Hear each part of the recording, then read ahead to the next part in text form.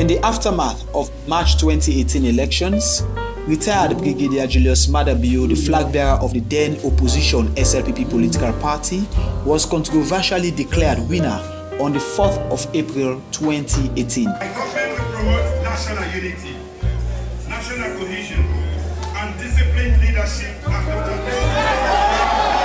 This moment was the catalyst for a series of unsettling events that unfolded in Sierra Leone. The tension began with the targeting and assault of known opposition members and supporters living in and around the SLPP strongholds of Kenema, Bo, and Kailaun. The violence quickly spread to other areas and regions, including Kono, Maboroka, Putloko, and the capital city, Freetown. They use all kind of angle. They want come, say they want come, burn the APC office. That and they around APC office right now. During this dark period, 7 lives were lost, including that of a police officer, in the hands of supporters of the SLPP.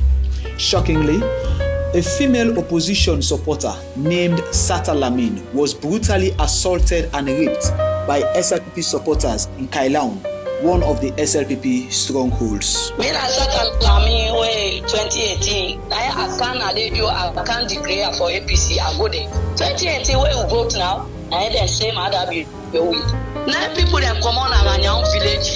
Came out there with the weapon, with the knife, then everything. They can't hold me, they can't dress me. They just don't with me. They take Sasa, they show my family. We never want my name Sama Moda. Then it's show my in private. If throw me womb, now me womb to begin come also. Then I tell them, I say, when I don't see, when they don't with me, when I don't pull me now. When I me own picking then I one village then born me and mama then. When I can't do with me for APC, then them that famous, then they set fire pana. They say look for me, they tell me go at that time. Baba, I don't send me picking them all. That's how we are there. Hundreds of people were displaced, homes and vehicles destroyed. Even the main opposition APC political party offices were not spared. To this day, no arrest has been made so far, with no investigation conducted, eroding the rule of law. Unlawful arrest and detention of main opposition members, especially those that served in the previous administration, ensued. Their assets were seized, accounts frozen, and deprived of other benefits, including a travel ban that was imposed on them. The opposition felt the weight of a growing authoritarianism. On April 25th, 2018, a dramatic event unfolded in Parliament. Dr. Abbas Chono Bundu, a member of the SLPP ruling political party, was imposed as the Speaker of the House of Parliament, defying the constitutional provision stating that the party with majority in the well of Parliament should appoint the Speaker, during which the main opposition APC party had 67 seats, while the ruling SLPP had 49 seats. Paramount Chief's representation accounted for 14 seats, with 12 seats shared among other political parties. Within weeks, both the APC and SLPP initiated petitions against some of their members of parliament, one accusing the other of electoral fraud and malpractices, and this led to a court intervention. In an effort to mask this constitutional violation in favor of the ruling SLPP party, the court reached a verdict on May 31st, 2019, which resulted in action being taken against 10 opposition APC members of parliament. 9 were removed from their seats, and a rerun was slated for only 1 seat. That very day, 9 members of the SLPP political party were hastily sworn in to occupy the seats taken from the APC parliamentarians, giving the SLPP a slight majority advantage of 58 seats instead of 49 seats, and the opposition APC now had 57 seats instead of 67. The balance of power shifted, but it was short-lived. Few months down the line, the APC regains its majority in the well of Parliament. As these events were unfolding, the Sierra Leone police stormed the APC party office, where supporters anxiously awaited the court decision. This act further intensified the already fragile political situation. This attack was not an isolated incident. The APC political party offices in Freetown and across the country faced repeated assault by the Sierra Leone police and SLPP supporters throughout the 5 years period of President Bio. Astonishingly, unto this very day, the petitions filed against the SLPP members of parliament remain unaddressed by the courts, along with numerous other petitions raising concerns over the transparency and validity of the past March 2018 controversial election results, leaving questions of fairness and justice unanswered. During President Julius Maada Bio's 5 years tenure, we witnessed the divisive sacking and removal from office of civil servants, biased contract allocation and appointments, influenced by political affiliation, connectocracy, tribe, and region. This division also extended to the justice system, deepening the political rift. Sierra Leone as a country experienced its worst economical crisis during the Julius Maada Bio administration, marked by soaring unemployment, closing down of businesses and factories, and skyrocketing of prices of goods and services. Really hard for us to manage our lives nowadays because things are really going up. If we compare from the previous time, the exchange rate is very high. Suppose now we have to pay more taxes to the government also. That's why the inflation is coming now. And plenty people there, most of the people, they don't have the money and they don't have the buying power also. That's why.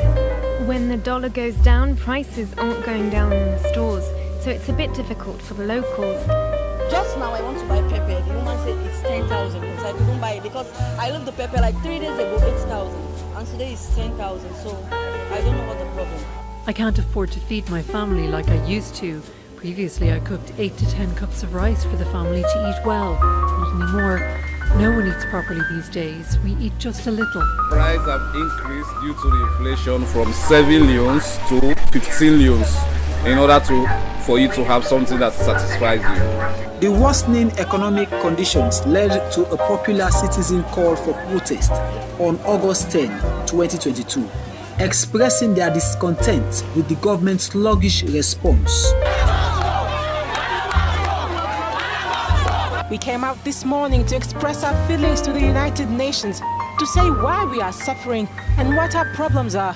Number 1, we do not have freedom of speech. 2, there's no respect for us, the women, and our economy is down, and the cost of living are high, very high. The profit we're supposed to have is just not there anymore. Our husbands are not working. We're the ones paying the rent and taking care of home. We have 3 to 4 children to feed, and even that is something we can't afford. 36 cents used to be enough to buy lunch for our children. Even if we have double that now, it's no longer enough. Our husbands are not working. We're the ones paying the rent and taking care of home.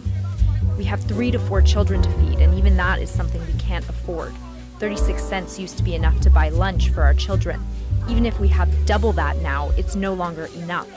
That's exactly why we're asking the government to reduce prices on all commodities, because the high cost of living here is making us suffer too much. This protest turned out to be a tragedy and led to about 25 people, including 6 police officers, being reportedly killed. The violence continued until August 14, ending in the targeted assassination of a prominent member of the main opposition APC political party by the name of Hassan Samson Doumbia, commonly known as Evangelist Samson, a political advocate and media personality who has no hands or dealings with the protest. Calls and cries from families of the victims, civil societies, and other organizations for the government to return the remains to their families fell on deaf ears.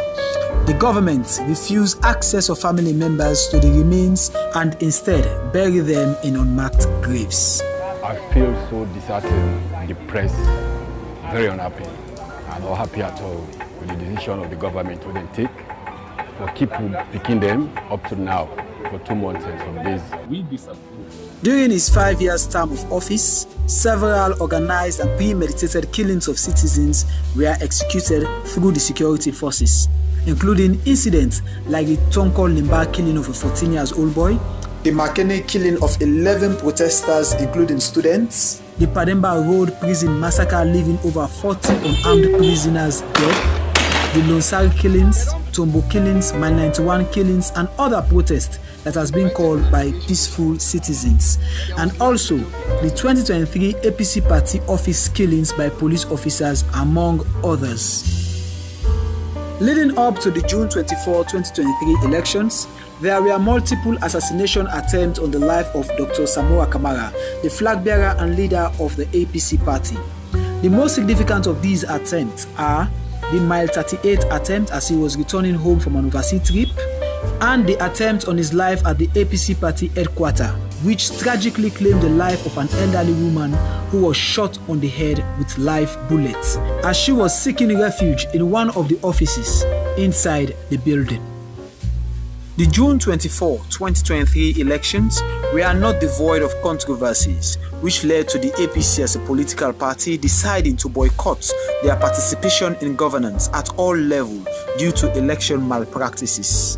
We, the APC party elected officials, we the boycott governance for now. We don't see fuel. Don't go from 6,500 to 30,000 just from the election to now. So man don't pack him motor car. So outside when you see traffic, you know they see again. This boycott, it go on. Not something we day on, not something we all in advance of the dialogue. To let the whole world know, say, this thing will happen to the APC. It affect the nation and it affect the concept of democracy worldwide. This documentary delves into the chaotic events that unfolded in Sierra Leone, shedding light on a nation struggling with political turmoil, economic challenges, and a human toll of deeply divided society. Compiled and composed by AASMEG.